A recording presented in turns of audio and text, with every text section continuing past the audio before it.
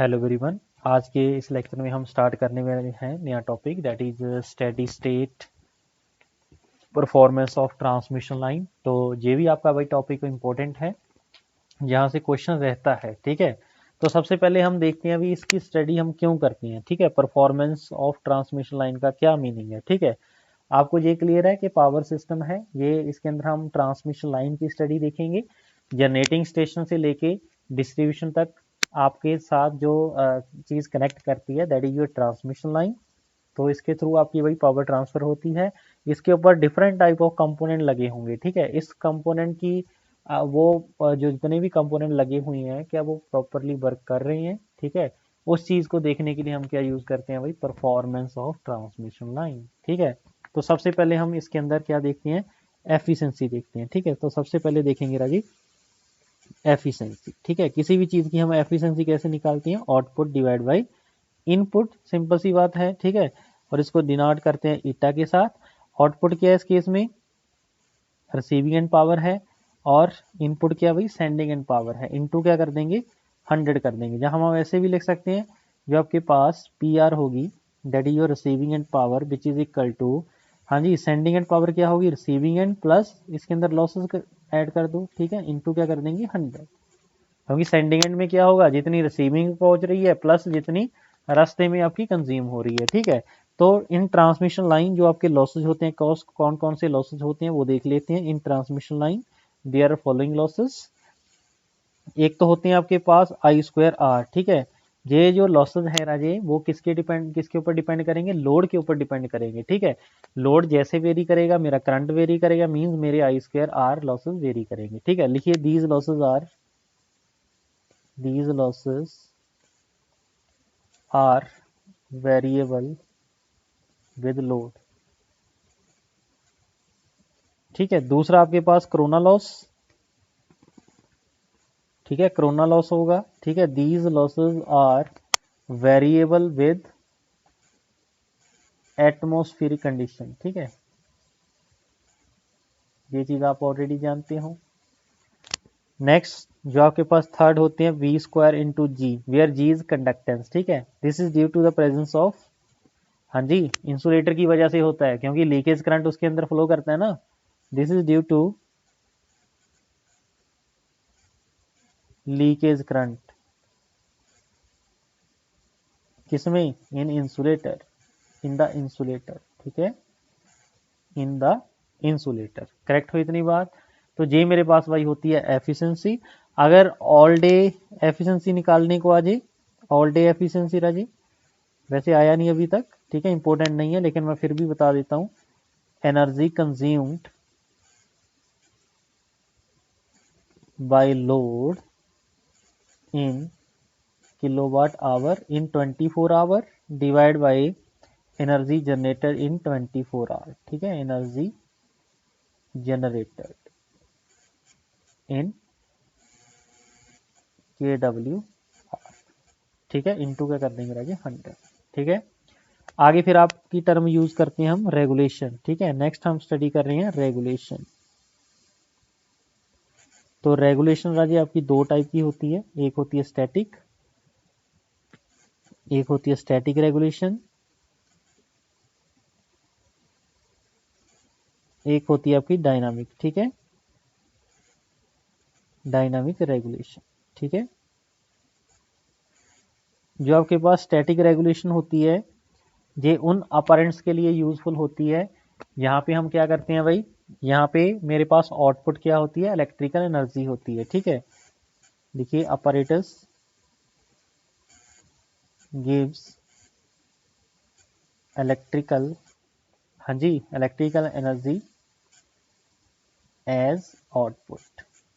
ठीक है, मींस आपके पास ट्रांसफार्मर हो गया, ट्रांसमिशन लाइन हो गया, ट्रांसफार्मर हो गया, और जनरेटर की भी आपकी आउटपुट क्या होती है, यही होती है भाई। ठीक है, एक्सेट्रा। और डायनामिक जो operators gives mechanical energy as output. ठीक है, फॉर एग्जांपल मोटर होगी। ठीक है, तो मोटर के अंदर हम जो रेगुलेशन निकालते हैं राजे, जैसे आपकी इंडक्शन होगी उसके अंदर हम स्लिप निकालते हैं। ठीक है, slip is similar to regulation. ठीक है, तो जो स्टैटिक रेगुलेशन होती है राजे, इसी को हम बोल देते हैं वोल्टेज रेगुलेशन, ठीक है। तो स्टैटिक रेगुलेशन लिख लो इस पॉइंट को, इज ऑल्सो कॉल्ड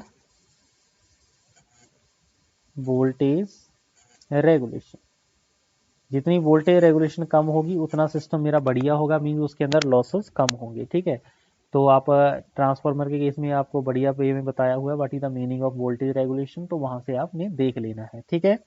तो इन केस ऑफ ट्रांसमिशन लाइन हम जो वोल्टेज रेगुलेशन होती है राजे उसको ऐसे डिफाइन करते हैं, voltage at no load minus voltage at full load divide by voltage at full load, ठीक है। इनका मैग्नीट्यूड लेना है मैंने लिया आपने, इनटू क्या कर देंगे 100। लेकिन इन केस ऑफ ट्रांसफॉर्मर जो आपकी वोल्टेज रेगुलेशन होती है राजे, voltage at no load minus voltage at full load divide by no load voltage, ठीक है। ये दोनों में डिफरेंस होता है, ठीक है। ये हम इस लेक्चर में इस मतलब सब्जेक्ट में हम यूज करेंगे वोल्टेज रेगुलेशन, ठीक है जी। ओके हो गया भाई यहाँ तक। आगे हम देखते हैं क्लासिफिकेशन ऑफ ट्रांसमिशन लाइन, ठीक है। तो नेक्स्ट लिखिए क्लासिफिकेशन ऑफ ट्रांसमिशन लाइन।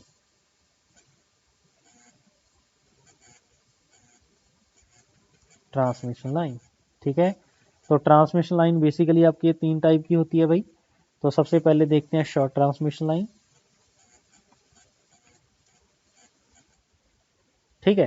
तो शॉर्ट ट्रांसमिशन लाइन के लिए देखते हैं 450 हर्ट्ज फ्रीक्वेंसी, 50 हर्ट्ज फ्रीक्वेंसी के लिए अगर लेंथ ऑफ लाइन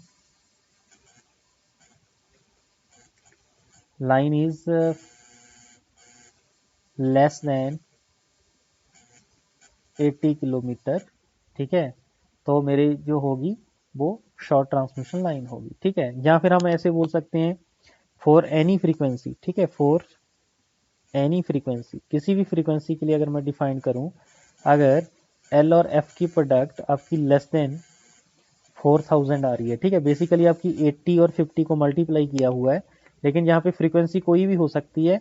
अगर फ्रीक्वेंसी और लेंथ इन किलोमीटर की प्रोडक्ट 4000 से कम आ रही है, इसका मतलब मेरी जो ट्रांसमिशन लाइन होगी राजे वो शॉर्ट ट्रांसमिशन लाइन होगी, ठीक है। फॉर शॉर्ट ट्रांसमिशन लाइन, ठीक है। तो वो शॉर्ट ट्रांसमिशन लाइन के लिए मैं डिफाइन कर दूंगा, ठीक है। और इसके अंदर जो आपकी शॉर्ट ट्रांसमिशन लाइन होती है, इसके अंदर हम सभी के सभी जो शंट एलिमेंट है उसको नेग्लेक्ट करके चलते हैं। Shunt element neglected. Shunt element में कौन कौन से होते हैं आपके पास, एक तो कंडक्टेंस होती है राजे, कंडक्टेंस एंड बोलो line charging current. Line charging current किसकी वजह से होता है, due to the presence of shunt capacitance. Line charging current, इन सभी को हम क्या लेके चलते हैं राजे, equal to zero, means charging current कितना होगा राजे इस केस में, जीरो होगा, ठीक है। तो अगर इसकी मैं रिप्रेजेंटेशन की बात करूं तो हम इसको ऐसे रिप्रेजेंट कर देते हैं राजे, ठीक है।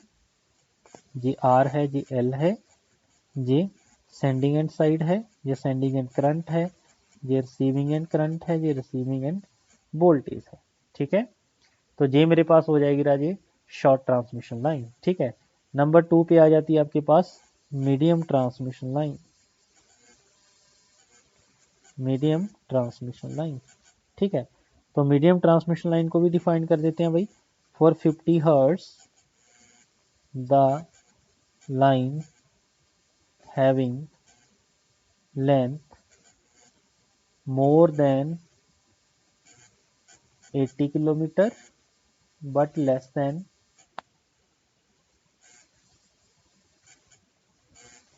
200 किलोमीटर, ठीक है, उसको हम बोलेंगे राजी मीडियम ट्रांसमिशन लाइन। जहां हम बोल सकते हैं लेंथ और फ्रीक्वेंसी की प्रोडक्ट अगर 4000 से ज़्यादा है बट 10,000 से कम है, तो हम बोल सकते हैं जी कौन सी ट्रांसमिशन लाइन है राजी, that is your medium transmission line, for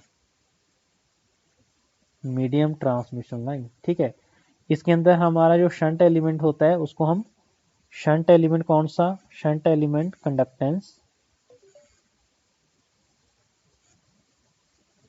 इसको हम नेग्लेक्ट करके चलते हैं। लेकिन जो लाइन चार्जिंग करंट है इस केस में भाई दिखना स्टार्ट हो जाता है, ठीक है, एप्रिसिएबल। समझ रहे मेरी बात? ठीक है, तो इसके अगर मैं मॉडलिंग की बात करूँ ना जी, ये आपके 4 टाइप की मॉडलिंग इसके अंदर बनती है। सबसे पहले हम देखते हैं रिसीविंग एंड सी मॉडल, कैपेसिटर मॉडल। ठीक है, तो इसका अगर मैं डायग्राम की बात करूं तो डायग्राम कुछ ऐसे आपके पास बनेगी राजे।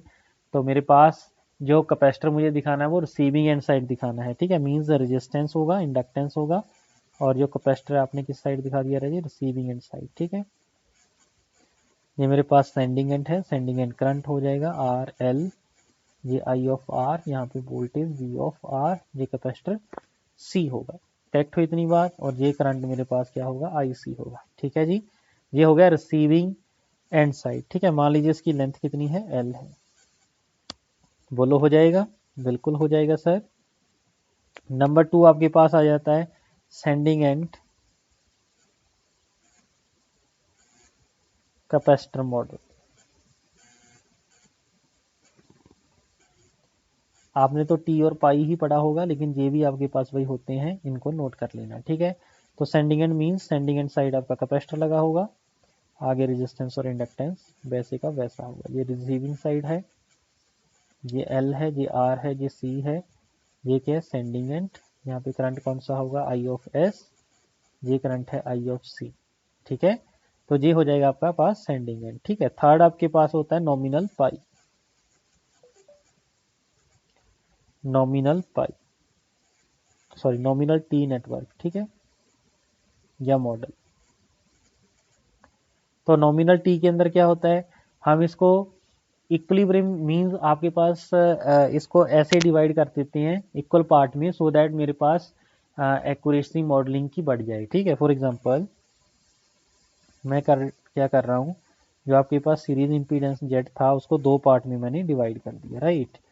तो इसको भी मैं, जो शंट कैपेसिटर सी थी उसको भी मैं 2 पार्ट में डिवाइड कर दिया। ठीक है, C/2, ये भी क्या लिख दिया, C/2, R/2, L/2, R/2, L/2।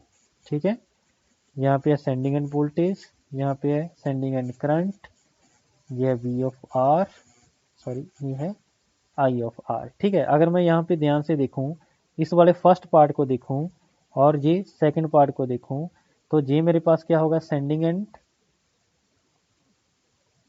सी मॉडल है राजी, ये क्या मेरे पास रिसीविंग एंड सी मॉडल है। ठीक है, ये फर्स्ट पार्ट है, ये सेकंड पार्ट है, दोनों को अगर मिला दूं तो मेरे पास क्या बन जाएगा, नॉमिनल टी नेटवर्क बन जाएगा। ठीक है, तो अगर ये लेंथ आपके पास एल है, इसका मतलब ये हुआ लेंथ L/2 पे आपने ये लगा रखा है, अगली L/2 पे आपने दूसरा लगा रखा है। ठीक है, that is the meaning of this. ऐसे ही हम ड्रॉ करेंगे नॉमिनल पाई। ठीक है, number 4 one is your nominal pi network. ठीक है, तो नॉमिनल पाई नेटवर्क कैसे बनाएंगे राजे, तो मेरे पास आर एल, तो ये बन गई भाई मेरे पास पाई, C/2, C/2, ये है R/2, L/2, R/2, L/2। ठीक है, इस साइड होगी सेंडिंग एंड, करंट कौन सा है, आई ऑफ एस, ये रिसीविंग एंड, करंट कौन सा है, आई ऑफ आर। ठीक है, तो इसको भी अगर मैं ध्यान से देखूं, इसको भी मैं 2 पार्ट में डिवाइड कर रहा हूँ भाई। एक पार्ट तो ये हो गया मेरा, ठीक है, दूसरा कौन सा हो रहा है, दूसरा पार्ट मेरा जे हो रहा है। ठीक है, तो जे कौन सा आ रहा है, जी सेंडिंग एंड है, सेंडिंग एंड सी मॉडल। ये क्या चीज है, रिसीविंग एंड सी मॉडल। करेक्ट हो इतनी बात? तो भाई ये आपके पास क्या हो जाएगा, पाई नेटवर्क। ठीक है, आगे कई बार ये क्वेश्चन पूछ लेते हैं भाई, जनरल क्वेश्चन के आप आपका टी मॉडल बढ़िया होता है या Z model, sorry pi model बढ़िया होता है। ठीक है, तो उसके लिए आप देख सकते हैं भाई, मान लीजिए मैं अगर इसी नेटवर्क की बात करूं, तो अगर मैं टी नेटवर्क की बात करूं, तो टी नेटवर्क के लिए मुझे एक इक्वेशन ये है, एक इक्वेशन ये है, केसीएल की बात करूं। ठीक है, तो 3 नंबर ऑफ केसीएल इक्वेशन चाहिए। ठीक है, अगर 3 नंबर ऑफ केसीएल इक्वेशन इसमें लग रही है तो अगर मैं जेड बस की बात करूं तो जेड बस का जो साइज होगा 3x3 होगा, या फिर जो बाई मैट्रिक्स बनेगा वो 3x3 का बनेगा, ठीक है। लेकिन प्रैक्टिकली आपके पास 100 मोर देन 100 ट्रांसमिशन लाइन होगी राजी, ठीक है। तो उस केस में आपके पास इसका साइज बढ़ेगा। लेकिन जो पाई नेटवर्क है राजी, पाई नेटवर्क के अंदर नंबर ऑफ केबल इक्वेशन कितनी है, number of KCL equation that is equal to 2। इसका मतलब जेड और बाई बस का जो साइज होगा वो कम होगा इन केस ऑफ, बोलो, टी मॉडल, ठीक है। इसलिए हम मोस्टली क्या यूज करते हैं राजी, तो power lines are always represented as pi model, ठीक है। तो power transmission lines are always represented as pi network, ठीक है। तो ये पॉइंट भाई आपका इंपॉर्टेंट हो गया, राइट। तो एक क्वेश्चन लिखिए भाई यहाँ पे क्वेश्चन, ठीक है। मान लीजिए at 1 megahertz 1 kilometre length of line will be act as, short transmission line है, लॉन्ग ट्रांसमिशन लाइन है, या मीडियम ट्रांसमिशन लाइन है, ये आपने बताना है, ठीक है। तो इसके लिए एफ और एल की प्रोडक्ट निकाल दो भाई। फ्रीक्वेंसी है 1 मेगाहर्ट्ज मीन 10 की power 6 into kilometre is 1 means 1 2 3 4 5 6, ठीक है। सो ये मोर देन क्या आ रही है राजे, 10,000 आ रही है, मीन्स ये जो लाइन होगी राजी act as long transmission line. तो ये क्या होगी, लॉन्ग ट्रांसमिशन लाइन, ठीक है। ऐसे लेंथ को देखकर नहीं बता देना कि आपकी कौन सी ट्रांसमिशन लाइन होगी, ठीक है। अगर 50 हर्ट्ज फ्रीक्वेंसी गिवन है तो लेंथ के अकॉर्डिंग आप बता सकते हो, ठीक है। अदरवाइज एफ इंटू एल की आप प्रोडक्ट करोगे, ठीक है। इसका मतलब ये हुआ इतनी किलोमीटर पर सेकंड इसकी वेव लेंथ होगी, ठीक है, किलोमीटर पर लेंथ, करेक्ट हुई इतनी बात। चलिए अब नेक्स्ट देखते हैं शॉर्ट ट्रांसमिशन लाइन, ठीक है। चलिए नेक्स्ट शॉर्ट ट्रांसमिशन लाइन। तो अगर मैं शॉर्ट ट्रांसमिशन लाइन की बात करूं तो ये मेरे पास एक ट्रांसमिशन लाइन है भाई, और यहाँ पे मान लीजिए मैंने कनेक्ट कर दिया एक्स सी, ठीक है। ये मान लीजिए मेरे पास क्या है, एक्स ऑफ सी है, ठीक है, कैपेसिटिव रिएक्टेंस, राइट। चलिए ये मेरे पास रेजिस्टेंस है, ये मेरे पास क्या है, रिएक्टेंस है एक्स, ठीक है। जे इसका सेंडिंग एंड हो गया जी, और जे क्या हो जाएगा, इसका रिसीविंग एंड हो जाएगा, ठीक है। अब मैं रीजन बताता हूँ कि आपकी कैपेसिटेंस क्यों नहीं हम यहाँ पे लेते, ठीक है। एक्स सी की वैल्यू क्या होती है राजी, 1/2 पाई एफ इंटू सी। टोटल सी जो होती है वो आपके पास C1 इंटू एल होता है। ये जो C1 होता है ये पर यूनिट लेंथ गिवन होता है, ठीक है, पर यूनिट लेंथ गिवन होता है, ठीक है जी, या पर किलोमीटर के लिए डिफाइंड होता है, ठीक है। जो रेजिस्टेंस होगा वो भी क्या होगा, पर यूनिट लेंथ के लिए डिफाइंड होगा, ठीक है। C1 की जो वैल्यू यहाँ पे होगी दैट इज कैपेसिटेंस पर लेंथ,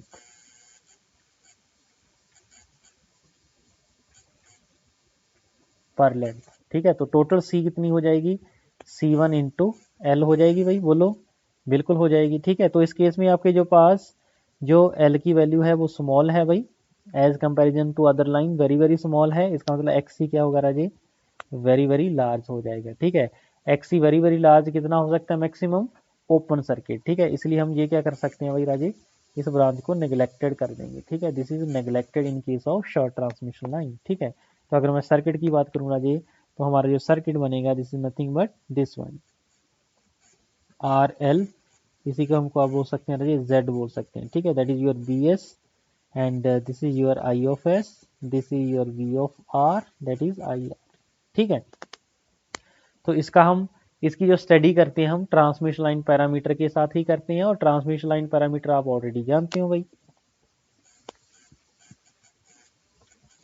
तो A of B R plus B into I R, ठीक है। ऐसे ही हम क्या निकाल लेंगे, I of S C B R plus D of I R, ठीक है। हम ऑलरेडी नेटवर्क के अंदर ये निकाल चुके हैं, ठीक है। तो अगर मैं इस क्वेश्चन से देखूं तो ये जो करंट जा रहा है ये सीरीज में करंट सेम है, means I S equal to क्या आ रहा है जी, आई ऑफ आर आ रहा है, ठीक है। अगर मैं वोल्टेज की इक्वेशन लिखूं, वी ऑफ एस की बात करूं, बी ऑफ एस का इक्वेशन लिख दो भाई। तो V of S is nothing but V R plus, हाँ जी बोलो जी, जेड इंटू आई आर, ठीक है। और यहाँ पे इक्वेशन आई ऑफ एस का आ गया था आपके पास आई ऑफ आर, ठीक है, तो इसका मतलब प्लस यहाँ पे लिख देंगे 0 ऑफ बी आर। ठीक है, इसको कंपेयर करेंगे तो मैट्रिक्स फॉर्म में लिख देंगे। तो बी एस आई एस जो आपके पास निकल कर आएगा दैट इज नथिंग बट, बोलो जी, 1Z01। ठीक है, और यहाँ पे क्या आएगा, वी आर आई आर। ठीक है, तो इसका मतलब A B C D parameter of short transmission line is nothing but 1Z01। ठीक है, तो शॉर्ट ट्रांसमिशन लाइन के भाई आपके पास क्या आ जाएंगे राजी, Z पैरामीटर आ जाएंगे। ठीक है, these are the Z parameter. ठीक है, अगर मैं आपसे बोलूं A और D दोनों सेम है दैट इज इक्वल टू 1 है राजी, इसका मतलब आपके पास जो आपकी ट्रांसमिशन लाइन है वो क्या है, सिमेट्रिक है। ठीक है, तो given transmission line is symmetric. ठीक है, तो रेसिप्रोकल भी देख लें। रेसिप्रोकल के लिए A D minus B C अगर 1 आ गया तो आंसर मेरे पास क्या होगा, रेसिप्रोकल होगा। ठीक है, ये भी चीज आप देखो आ रही है, इसका मतलब given transmission line is reciprocal.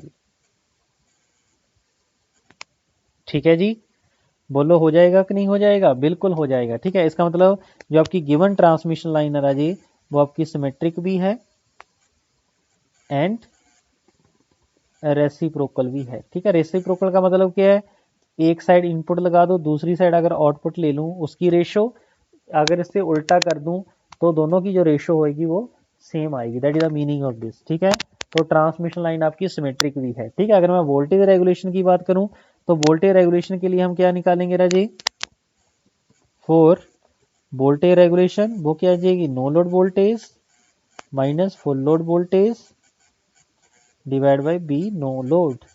ठीक है, यही होता है भाई फॉर्मूला, इनटू 100 कर देंगे। हाँ जी बोलो, यस और नो, ऐसे ही करेंगे। ठीक है, तो अगर मैं ये जो मेरे पास इक्वेशन आई हैं यहाँ पे इक्वेशन नंबर 1 और 2 इसका मैं यूज कर लेता हूँ भाई। ठीक है, तो बी एस मेरे पास आई थी V R plus Z into I R. ठीक है, एट नो लोड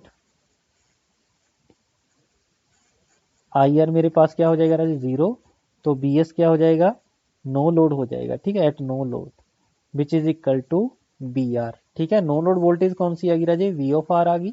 ठीक है, तो इसका मतलब क्या हुआ, बोलो जी, बोलो भी क्या आ गया, इसका मतलब क्या हुआ, मीनिंग ऑफ दिस, इसका मतलब ये हुआ अगर मैं वोल्टेज रेगुलेशन की बात करूं, voltage regulation that is equal to no load voltage V R minus full load voltage nothing but V of S. ठीक है, और डिवाइड बाई कितना हो जाएगा, बी एस इंटू 100।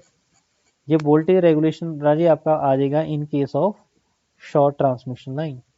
ठीक है, this is for short transmission line. ठीक है, वेरी इंपॉर्टेंट है आपका भाई, याद रखना है। ठीक है, अगर मैं जर्नल इक्वेशन निकालूं, general voltage regulation for all type of transmission line अगर वो निकालूं तो स्टैंडर्ड इक्वेशन ले लेते हैं, B S is equal to A B R plus B into I of R. ठीक है, तो एट नो लोड क्या होगा, बोलो जी, at no load I R मेरा 0 हो जाएगा। ठीक है, आई आर अगर 0 हो गया इसका मतलब बी एस की जो वैल्यू होगी, ठीक है, तो वो क्या होगी, V S is equal to A V of R आ जाएगा। बोलो, बोलो जी, ये चीज़ हो जाएगी कि नहीं हो जाएगी, बिल्कुल। तो वी आर क्या हो जाएगा मेरे पास, नो लोड हो जाएगा। ठीक है, तो वी आर नो लोड की जो वैल्यू मेरे पास आएगी that is nothing but B S by A. ठीक है, यही चीज़ बचेगी। तो voltage regulation in this case that is nothing but B S का मैग्नीट्यूड डिवाइड बाई ए का मैग्नीट्यूड। ठीक है, minus of B of R divide by क्या होगा, वी ऑफ आर। ठीक है, तो फुल लोड वोल्टेज यहाँ पे भाई करेक्ट कर लीजिए, मैंने यहाँ पे गलती कर दी भाई। जो आपके पास वोल्टेज आउटपुट की वोल्टेज के अकॉर्डिंग ही हम देखते हैं। ठीक है, तो यहाँ पे मेरे पास जो आया था स्टार्टिंग केस, इस केस में वी आर को नो लोड लेना था भाई। ठीक है, क्योंकि आउटपुट साइड हम देखेंगे, नो लोड वोल्टेज क्या आ गई, बी एस आ गई, तो यहाँ पे वी एस, तो फुल लोड वोल्टेज आपकी वी ऑफ आर ही है, तो यहाँ पे भी क्या होगा, वी ऑफ आर। ठीक है, इसको करेक्ट कर लीजिए भाई। ठीक है, क्योंकि हम यहाँ पे देखेंगे वोल्टेज रेगुलेशन इस पॉइंट से देखेंगे। ठीक है, तो फुल लोड वोल्टेज मेरी वी आर रहेगी ठीक है। No load means current zero, V R मेरा वी एस के इक्वल आ जाएगा। ठीक है, तो V S minus V R divide by V R into 100। ठीक है, और ये जो मैंने इक्वेशन अभी लिखा है that is standard equation for all type of transmission line. ठीक है, अगर इसी फॉर्मूले को मैं शॉर्ट ट्रांसमिशन लाइन के लिए देखूं तो क्या होगा, फॉर शॉर्ट ट्रांसमिशन लाइन ए की वैल्यू कितनी है आपके पास 1 है। ठीक है, आप देख सकते हो टेबल पे ए की वैल्यू कितनी है राजी 1 है। ठीक है, ए की वैल्यू 1 रख दीजिए, जे वाला एक्सप्रेशन और जे वाला एक्सप्रेशन सेम आ जाएंगे। ठीक है, तो ये आपके पास स्टैंडर्ड फॉर्मूला हो जाएगा for all the transmission line, into क्या कर देंगे राजी 100 कर देंगे। ठीक है, बोलो जी हो जाएगा कि नहीं हो जाएगा, बिल्कुल हो जाएगा। ठीक है, अब हम एनालिसिस दूसरे वे में भी कर लेते हैं भाई। तो मेरे पास ट्रांसमिशन लाइन ये थी,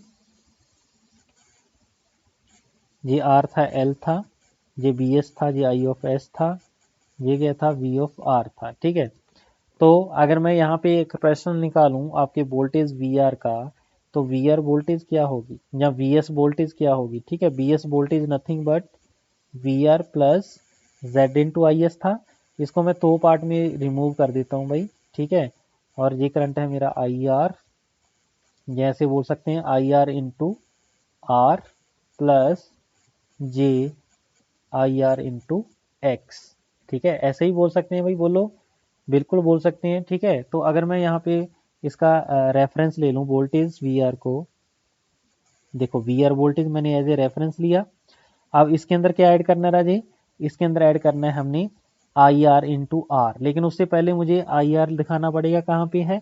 मान लीजिए लैगिंग पावर फैक्टर की मैं बात कर रहा हूँ, लैगिंग पावर फैक्टर मीन्स आपके पास जो आई आर है वो फाई एंगल से लैग करेगा देन वी आर। ठीक है, तो आपको ये तो क्लियर है जिस डायरेक्शन में आई आर है, आई आर इंटू आर की प्रोडक्ट है ना, जिस डायरेक्शन में मेरे पास क्या होगा आई होगा, उसी डायरेक्शन में क्या होगा आई आर ड्रॉप होंगे। तो आई आर इस डायरेक्शन में है तो सेम डायरेक्शन में हम ड्रॉप दिखा देंगे। ठीक है, तो सेम डायरेक्शन में हमने ड्रॉप दिखा दिए। ठीक है, कितने ड्रॉप, इसको यहाँ पे दिखा देता हूँ बी आर, ये हो गया आपके पास आई आर इंटू आर। बोलो ओके हो जाएगा।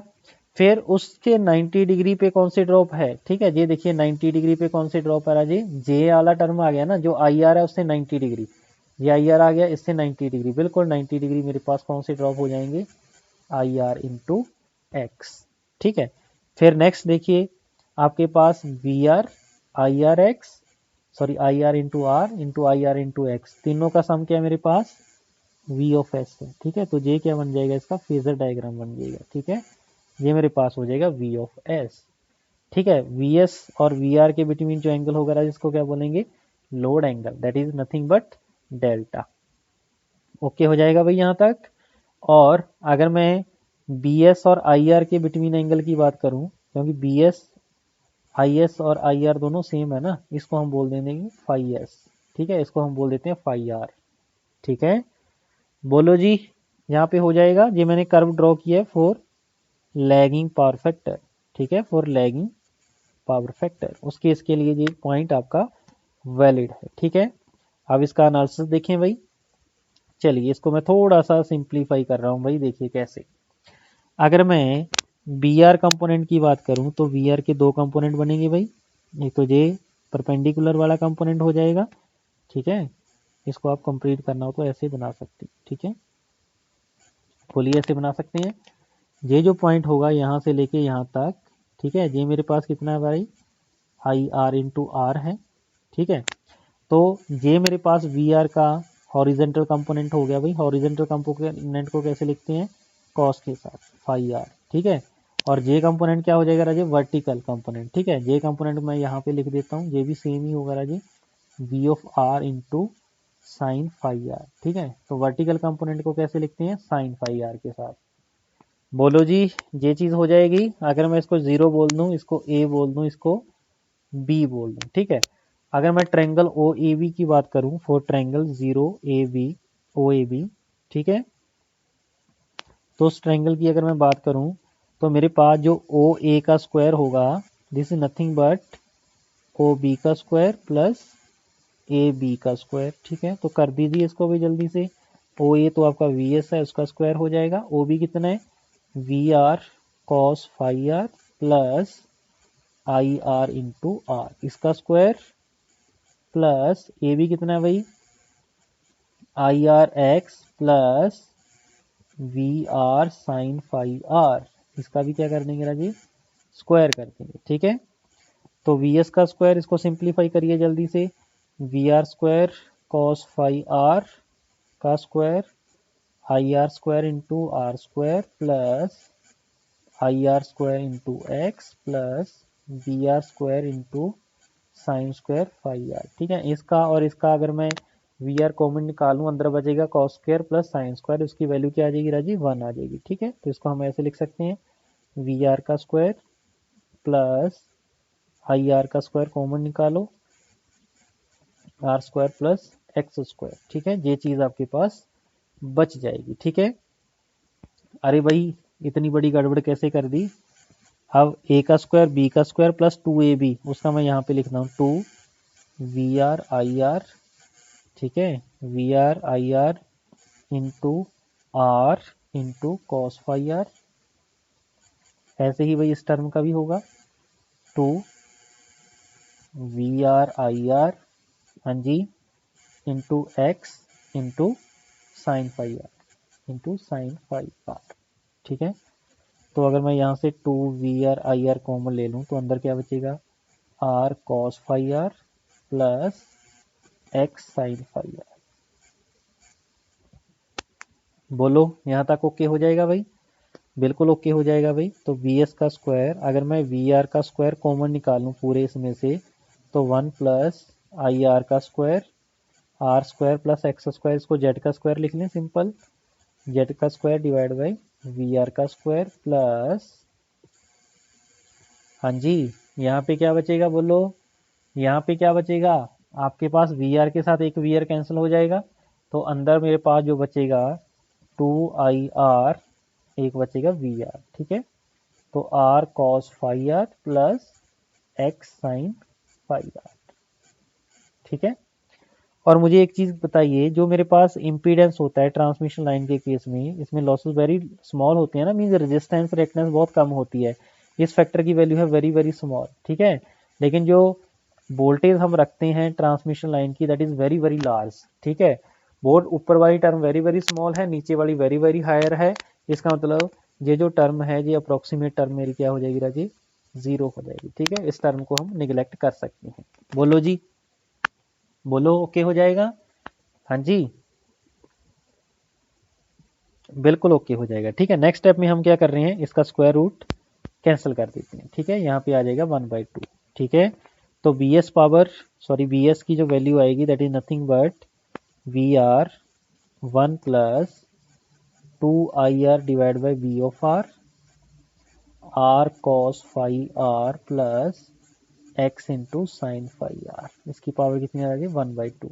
ठीक है, हमने आपके पास डिफरेंशियल इक्वेशन में बताया था 1 प्लस एक्स, अगर उसकी पावर 1/2 है, ठीक है, तो उसका आंसर अप्रोक्सीमेट क्या हो जाता है भाई, 1 प्लस x/2। ठीक है, तो ये भाई आपके पास आपने याद रखना है। ठीक है, जैसे 1 प्लस एक्स की पावर अगर -1 है, इसको हम लिख सकते हैं 1 minus x plus X square by plus x की क्यूब। ठीक है, वो नेग्लेक्ट हो जाएंगी टर्म्स। ठीक है, ओके हुआ।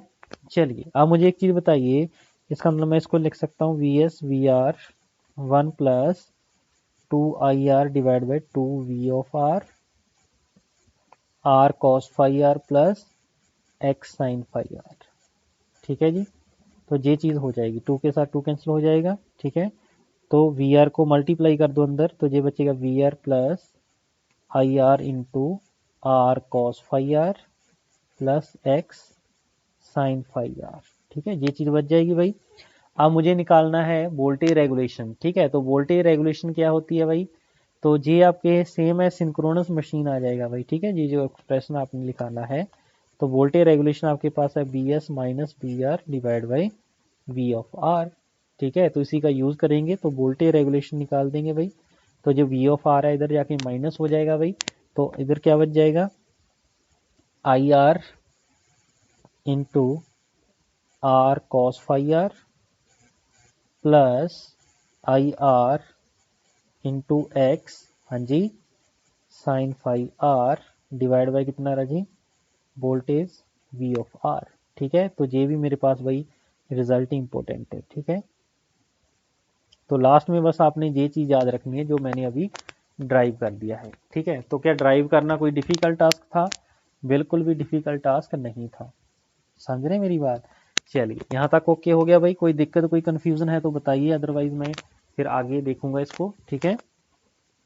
जे मेरे पास वोल्टेज रेगुलेशन राजी आ गया है फॉर लैगिंग पावर फैक्टर, ठीक है। अगर मैं लीडिंग पावर फैक्टर की बात करूं, ये जो आपने आई आर इस तरफ ऐसे दिखाया है, इसको मुझे ऊपर दिखाना होगा, ठीक है, फॉर लीडिंग पावर फैक्टर, ठीक है। तो जैसे ही आप ऊपर दिखाऊंगा उसका आप एनालिसिस करेंगे, ठीक है। तो उसके अंदर जो आपके पास वोल्टेज रेगुलेशन आएगी for leading power factor that is equal to, बस आपके पास एंगल का फर्क होता है, ठीक है। अगर लैगिंग में प्लस है तो लीडिंग में माइनस होगा, ठीक है। सॉरी, लीडिंग में प्लस होगा, लैगिंग में माइनस होगा, ठीक है। तो I of R that is equal to voltage regulation that is equal to I R into R cos phi R, cos में माइनस थीटा रखो, कॉस थीटा ही होता है लेकिन साइन वाली टर्म नेगेटिव हो जाएगी, I R into X into sine of phi R, okay, divide by V of R, ठीक है। ये एक्सप्रेशन कब होगा? इन case of leading power factor, ठीक है, that is for leading power factor,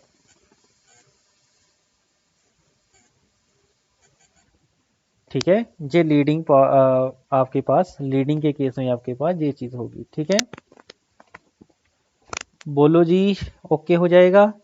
तो आपको अगर मैं आपसे बोलूं कि आपके पास कुछ कंडीशन निकालो, ठीक है, वोल्टेज रेगुलेशन की, क्या आप निकाल सकते हैं भाई? बिल्कुल निकाल सकते हैं सर, ठीक है। तो लिखिए कुछ पॉइंट्स। हमें पता है एज जो आपके पास फाई आर है जी कहाँ से कहाँ तक वेरी करेगा भाई? 0 से 90 degree, is between 0 to pi by 2 degree only, ठीक है। इसके बिटवीन ही वेरी करेगा ना। बोलो जी, इसका मतलब क्या हुआ? जो आपके पास टर्म है cos phi R and sin phi R, ठीक है, इसका मतलब दोनों की वैल्यू क्या रहेगी राजे? पॉजिटिव रहेगी कि नहीं रहेगी? दोनों की वैल्यू पॉजिटिव रहेगी, ठीक है। क्यों? क्योंकि 0 और 90 डिग्री की किसी भी वैल्यू पे पुट करके देखो, इसकी वैल्यू 0 ही आएगी, ठीक है।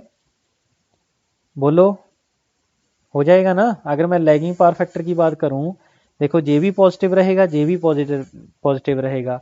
अगर दोनों पॉजिटिव नंबर को मैं ऐड कर दूं, ठीक है, क्या उसका रिजल्ट 0 आएगा? कभी भी पॉसिबल नहीं है। इसका मतलब 0 वोल्टेज रेगुलेशन मेरी पॉसिबल नहीं है। किसके केस में? इन केस ऑफ, बोलो जी, लैगिंग पावर फैक्टर, ठीक है।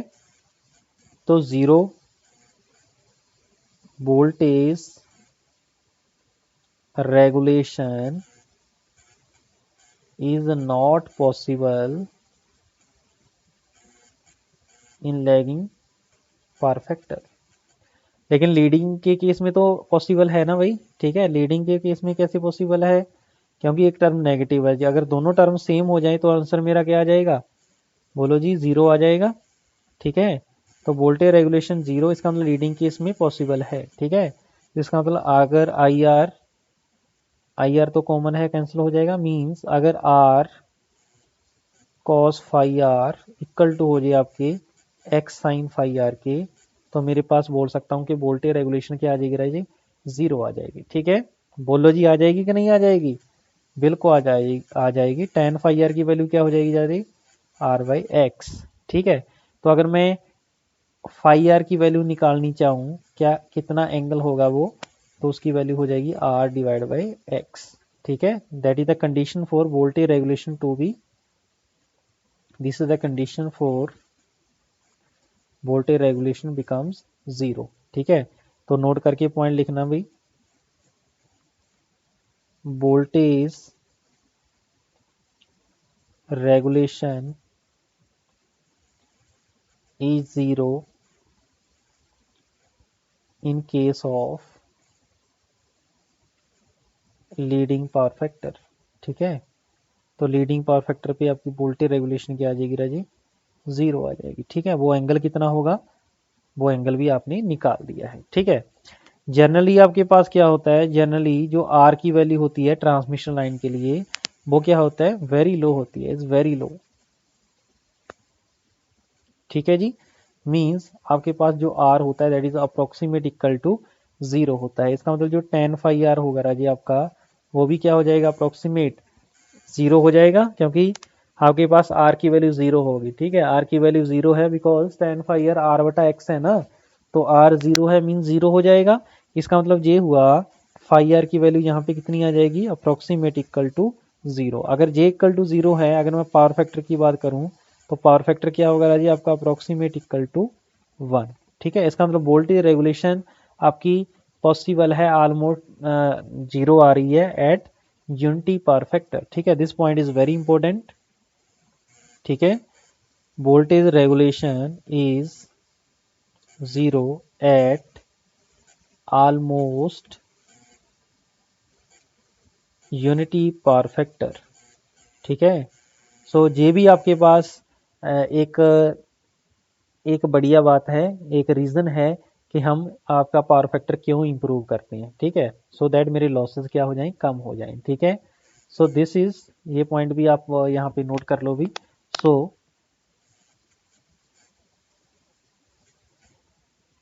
This is one of the reason, this is one of the reason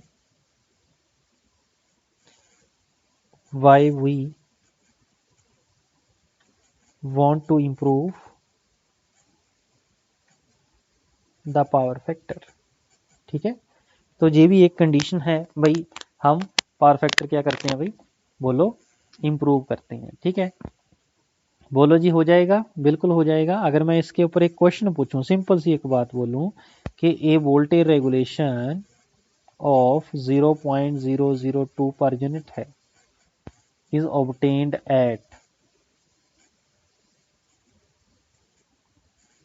a power factor of, ठीक है, अगर मैं 4 ऑप्शन आपके दे दूं, 0.1 पावर फैक्टर, बी दे दूं 0.4 पावर फैक्टर, सी बोल दूं 0.75 पावर फैक्टर, डी बोल दूं 0.98 पावर फैक्टर। ठीक है, तो इस क्वेश्चन का आप आंसर क्या लगाओगे राजे, वोल्टेज रेगुलेशन आप देख सकते हो अप्रोक्सीमेट 0 है, तो 0 होगी आपकी ऑलमोस्ट यूनिटी पावर फैक्टर के ऊपर। ठीक है, बोलो जी, यहां तक ओके हो गया।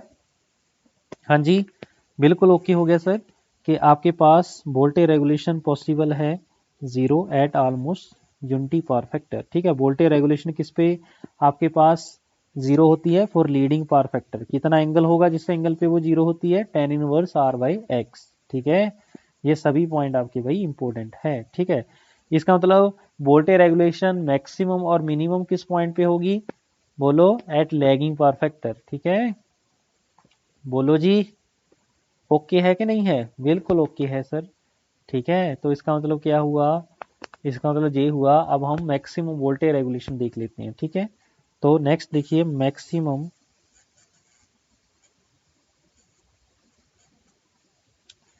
Voltage regulation.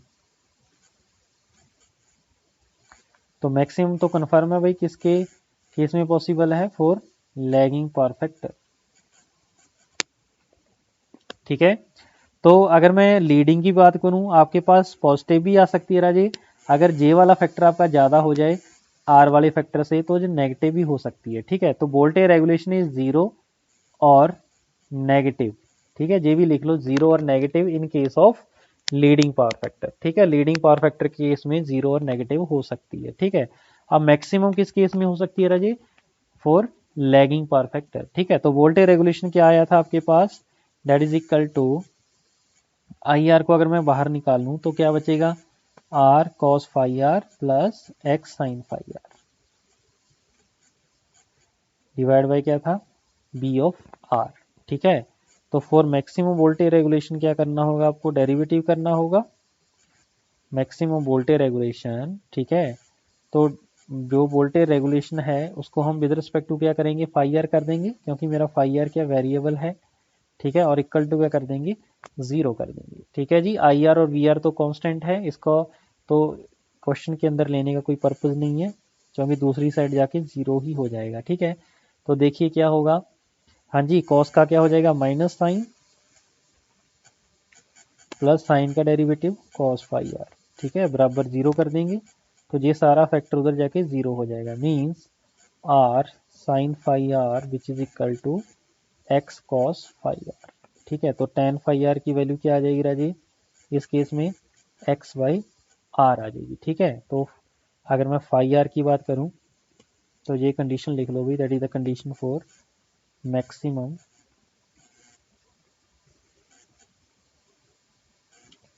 Voltage regulation. ठीक है, this is the condition of maximum voltage regulation, right. हाँ जी बोले ओके है। तो अगर मैं फाई आर की बात करूं तो फाई आर यहाँ से कितना आ जाएगा, that is nothing but ten का इनवर्स एक्स बाई आर, यही हो जाएगा भाई। ठीक है, और आप ये भी जानते हो कि फॉर ट्रांसमिशन लाइन आर की वैल्यू होती है approximate equal to zero, means आपके पास जो फाई आर है that is nothing but tan inverse infinite. Tan inverse infinite कहाँ पे होता है, 90 डिग्री पे, 90 डिग्री। ठीक है, तो फाई आर मेरे पास अप्रोक्सीमेट क्या आ जाएगा, 90 डिग्री। तो कॉस पाई बाई टू कितना हो जाएगा राजी, अप्रोक्स इक्वल टू 0 डिग्री। ठीक है, मीन्स पावर फैक्टर क्या है, बोलो, पावर फैक्टर है ना जी, पावर फैक्टर क्या है, 0। ठीक है, इसका मतलब क्या हुआ, पावर फैक्टर मेरा पुअर होगा। ठीक है, तो उस केस में मेरी वोल्टेज रेगुलेशन क्या होगी, मैक्सिमम। ठीक है, अगर मैं क्वेश्चन की बात करूं, सेम क्वेश्चन लिख लेते हैं, ए maximum of 25 voltage regulation occurs at power factor of A given as 0.1, 0.6, 0.8, D है मान लीजिए 0.9। ठीक है, तो इसका मतलब इसका आंसर कितना आ जाएगा राजी, ऑप्शन ए। ठीक है, 0.1। समझ पा रहे हो भाई सभी पॉइंट, तो ये सभी पॉइंट आपकी इंपॉर्टेंट है। ठीक है, बोलो हो जाएगा भाई, बिल्कुल हो जाएगा। ठीक है, अगर नेक्स्ट मैं अगर कैलकुलेट करूं इसका सेंडिंग एंड, कई बार ऐसे भी निकालना आ जाता है भाई, सेंडिंग एंड पावर फैक्टर। तो सेंडिंग एंड पावर फैक्टर कैसे आएगा भाई, जल्दी से बताओ। फाई ऑफ एस, तो कॉस फाई एस आपको निकालना होगा। ठीक है, तो जो आपने डायग्राम बनाया था, फेजर डायग्राम, उसको फिर से बनाते हैं। ये वी आर था, ये मेरा आई ऑफ आर था। तो आई आर की डायरेक्शन में मेरे पास लॉसेज होंगे, आई आर इंटू आर, इससे 90 डिग्री ये होगा। बोलो ऐसे ही बनाया था भाई, आई आर इंटू एक्स, ये मेरे पास क्या बन गया था, वी ऑफ एस,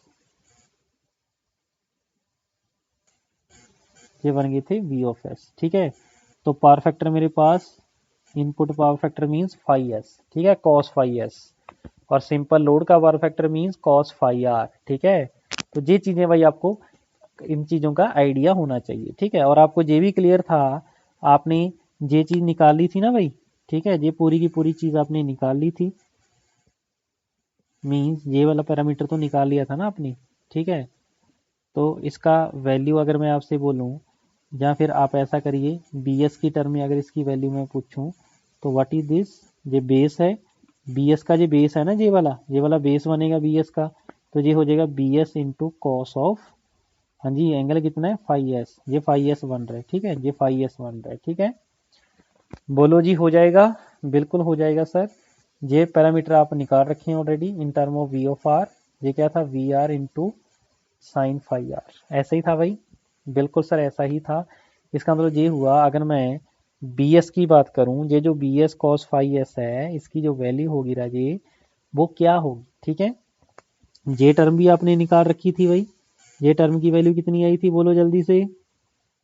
इस टर्म की सर वैल्यू आपने निकाली थी V R cos phi R, sir ये मेरे पास था आई आर इंटू आर, ऐसे ही था। इसका मतलब ये हुआ, V S cos phi S को हम लिख सकते हैं V R cos phi R plus I R into R. तो cos phi S is nothing but sending end power factor, that is equal to V R cos phi R plus I R into R divide by sending end voltage. ठीक है,